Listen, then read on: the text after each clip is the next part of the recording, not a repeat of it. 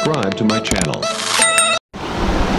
வணக்கம். இன்னைக்கு அபி டிவி லைவ்ல நம்ம பார்க்க போகிறது இந்திய அரசியலமைப்பு சட்டம் உருவாகிய நாளை முன்னிட்டு நெல்லையில் வழக்கறிஞர் அணி சார்பில் நீதிமன்றம் முன்பு அரசியலமைப்பு சட்ட முகப்புரையை உறுதிமொழி ஏற்கும் நிகழ்ச்சி நடைபெற்றது. அந்த வீடியோ தான் நம்ம பார்த்துட்டு இருக்கிறோம்.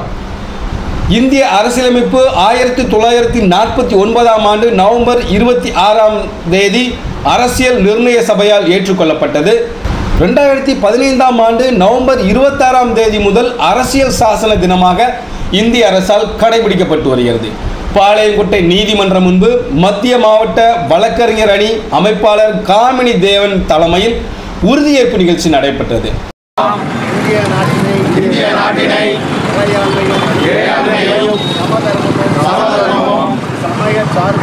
சமய சார்பின்மையும் மக்களாட்சி முறையும் குடியரசாக நிறுவவும் சமூக பொருளாதார அரசியல் நீதி எண்ணம் அதன் வெளியீடு கோட்பாடு சமய நம்பிக்கை வழிபாடு சமுதாய படிநிலை வாய்ப்பு நலம் இவற்றில் சமத்துவம் ஆகியவற்றை எதிரிடச் செய்யவும்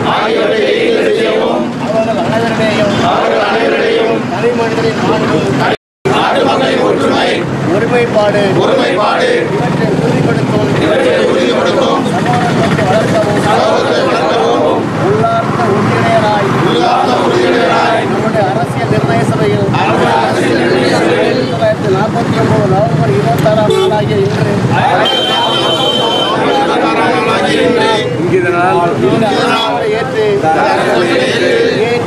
ஏற்றி நமக்கு நாமே வழங்கிக் கொள்கிறோம்.